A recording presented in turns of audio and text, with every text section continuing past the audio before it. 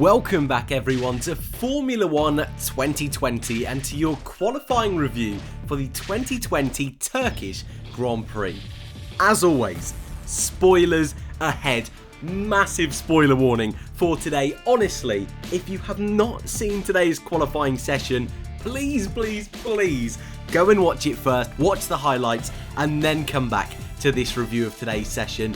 It was awesome. I absolutely loved it. I'm sure all of you found today's session absolutely thrilling. I'm trying my best to not sound too excited, but it was just utter Formula 1 madness. Loved it. So yeah, if you've not seen it, very much go and watch it and then come back. As always, if you are new, feel free to subscribe. In today's video, we'll run through today's crazy times, crazy grid for tomorrow's Grand Prix. Take a look team by team, driver by driver at today's session, how everyone fared in those ridiculously challenging conditions here at a very wet Istanbul park.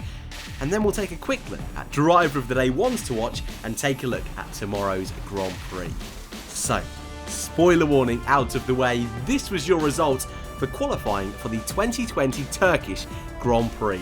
And for the first time in his Formula 1 career, Lance Stroll, yes, Lance Stroll is on pole position, a 1:47.7, 2 tenths, almost 3 tenths in front of Max Verstappen, who was P2. Sergio Perez in the other racing point, P3, his best career start in Formula 1. Incredible scenes at the end of Q3. Racing Point nailing those conditions with the tyres perfectly up to temperature, with that intermediate strategy.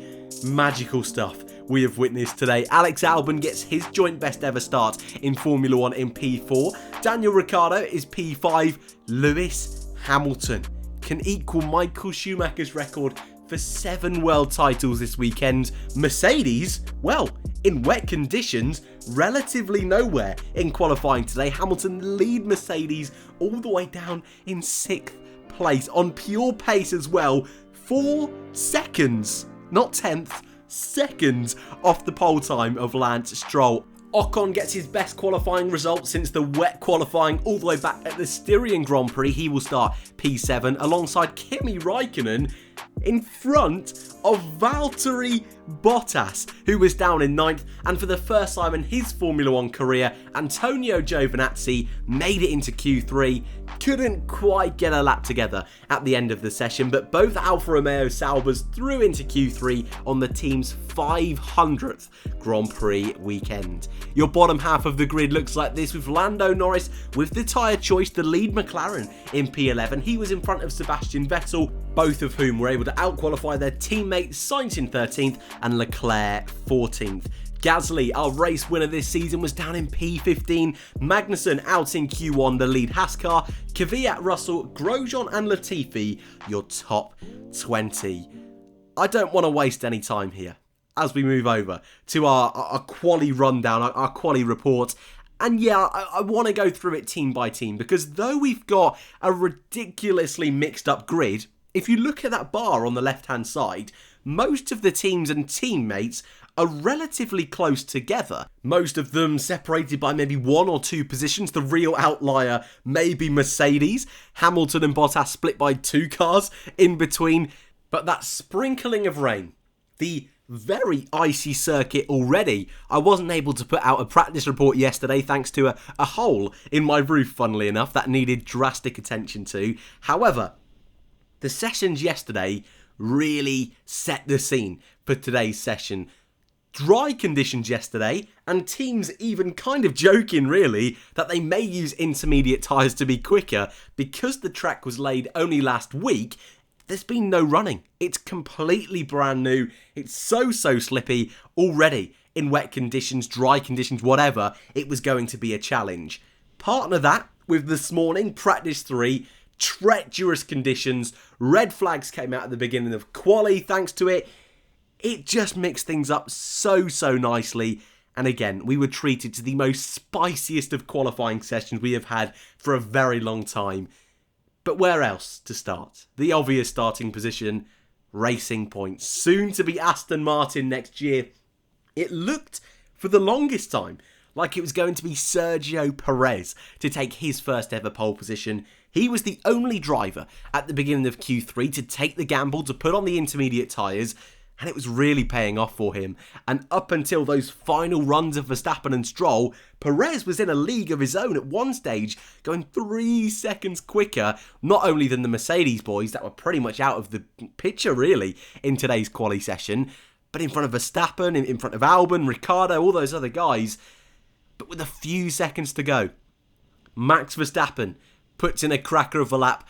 Lance Stroll, Perez's teammate, who was also on the medium tyres, puts in the lap of his career. No mistakes, 0.3 in front of Max Verstappen, a whole 1.5 seconds in front of Sergio Perez. Where did that come from? Where did that come from? We know Stroll is good in wet conditions. We've seen this before. He started on the front row at Monza a couple of years ago in wet conditions, helped out by a grid penalty, but he even qualified third on that particular day. He hasn't been having the best run of it recently, hasn't scored a point since that podium in Monza, so what a way to return to form.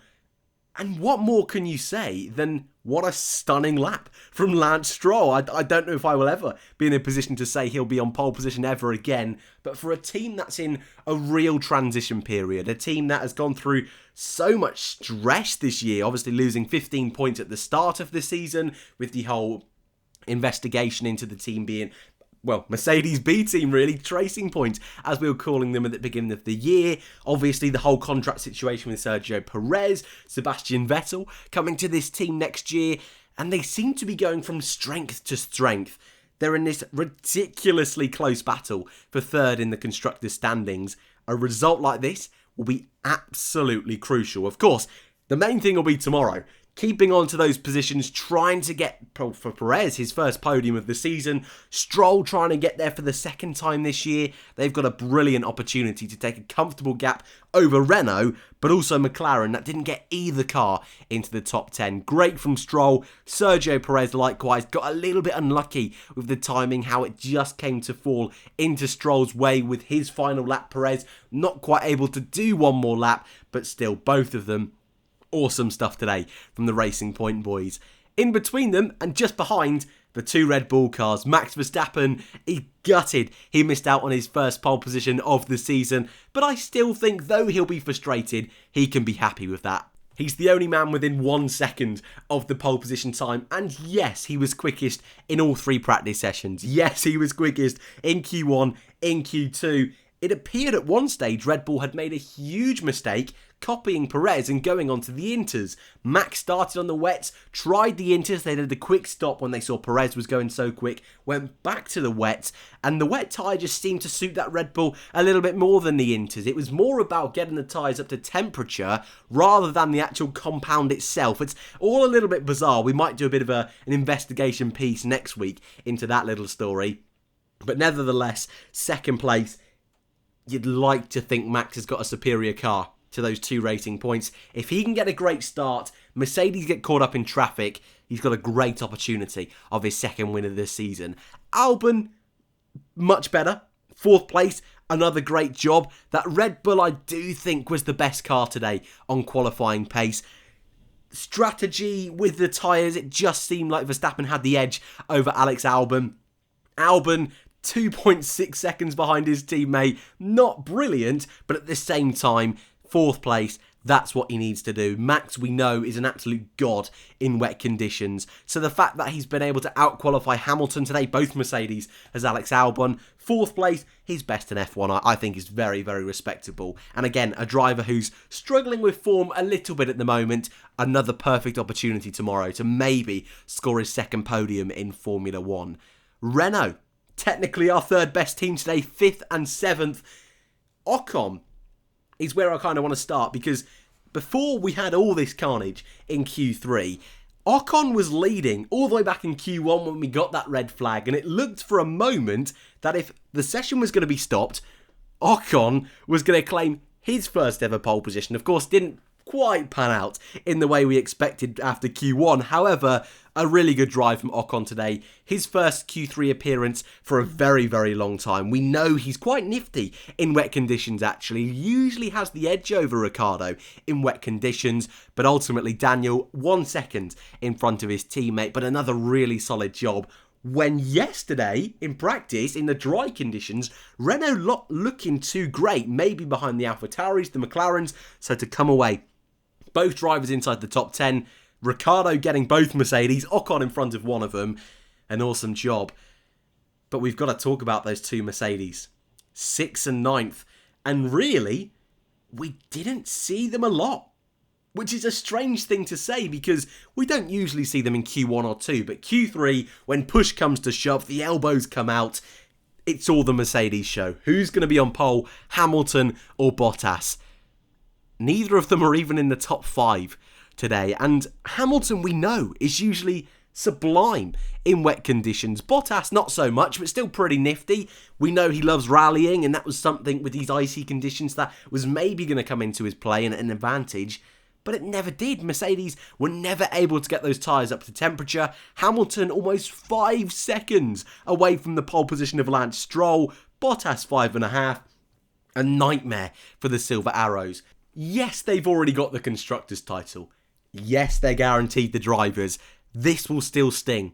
We all know how sublime Hamilton is in wet conditions. So the fact that neither driver could get anywhere close to Stroll is going to be a real headache for the Brackley-based team. They will fight back tomorrow. Will it be victory though? That's going to be the big story, the big thing to keep your eye on. Hamilton can win the title, but it's looking unlikely from where he qualified. However, if he wants it, he's going to have to really work for it, and that I'm thoroughly looking forward to. The next team, both cars through into Q3, Alfa Romeo.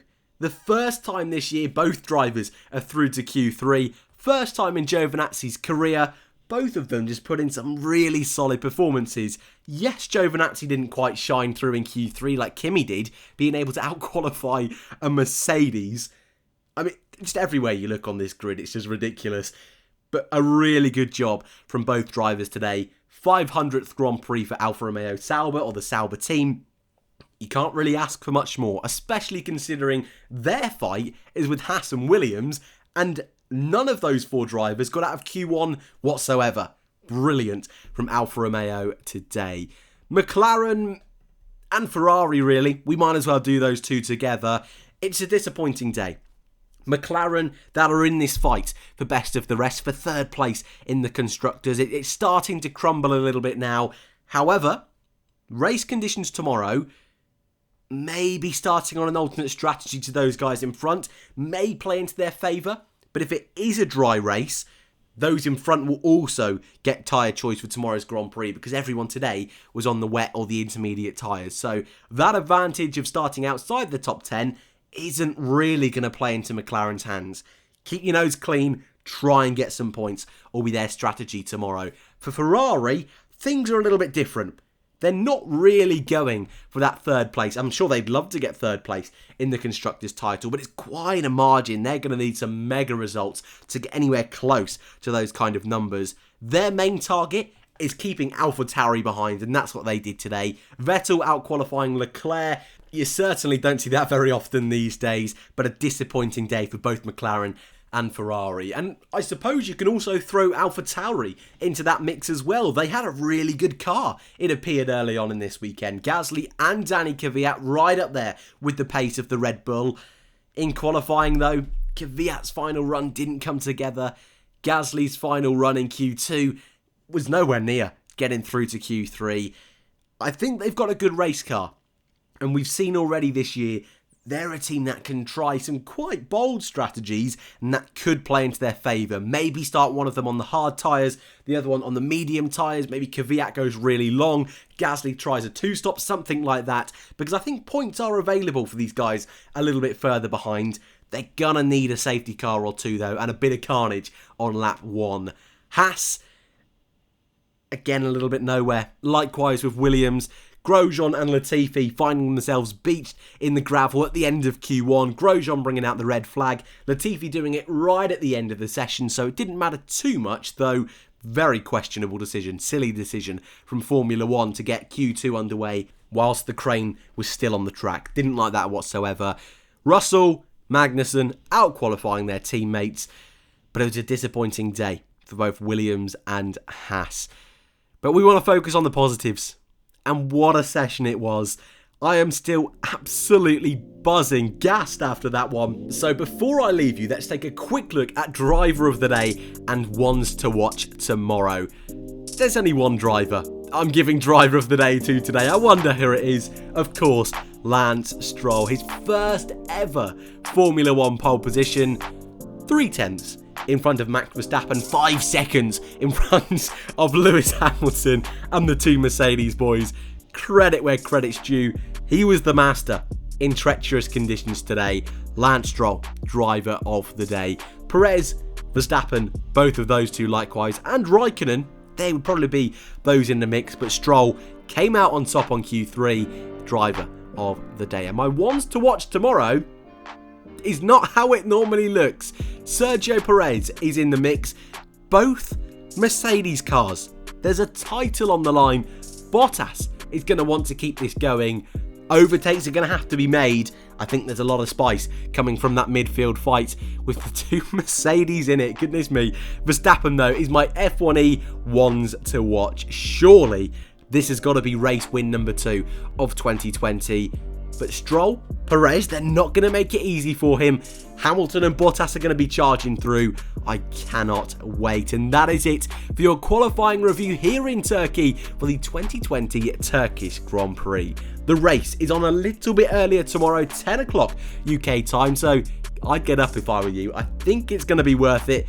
Can Lance Stroll hold on for his first ever Formula 1 victory? Let me know in the comment section down below. Thank you all very much for watching. Enjoy the race tomorrow, guys, and I hope to see you all in the next one.